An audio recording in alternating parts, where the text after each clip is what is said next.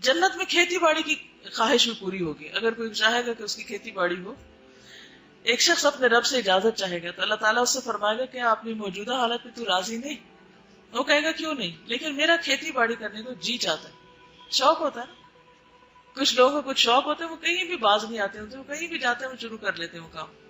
آپ نے فرمایا کہ پھر اس نے بیج ڈالا، پلک جھپکنے میں وہ اگایا، پک گیا، کاٹ بھی لیا. فوراً فوراً فوراً سب کچھ، کوئی ویٹ نہیں کرنا پڑے گا.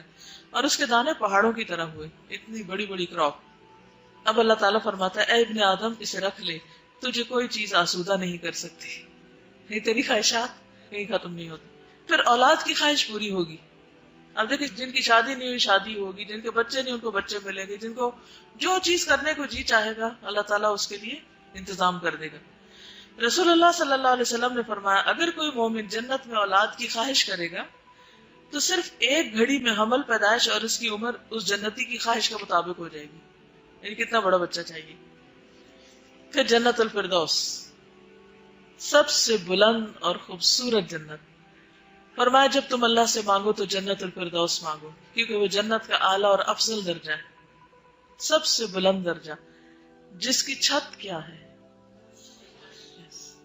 دیکھیں جس کو جس سے محبت ہوتی ہے نا، اس کا دل چاہتا ہے اس کے قریب رہے، یا نہیں؟ قریب رہنے کا دل چاہتا ہے. تو اگر واقعی لوگوں کو اللہ سے سچی محبت ہوئی، اور ان کا سچ اللہ کے سوا جانتا بھی کون ہے کہ وہ کتنے سچے ہیں.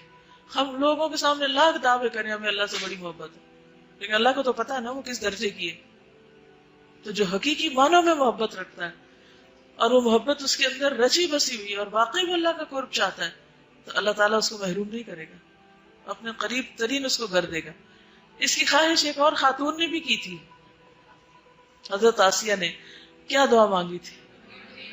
رب ابنی لی عندک بیتا فی الجنہ، عندک بیتا فی الجنہ. صرف جنت نہیں مانگی، عندک بیتا فی الجنہ، تیرے پاس گھر.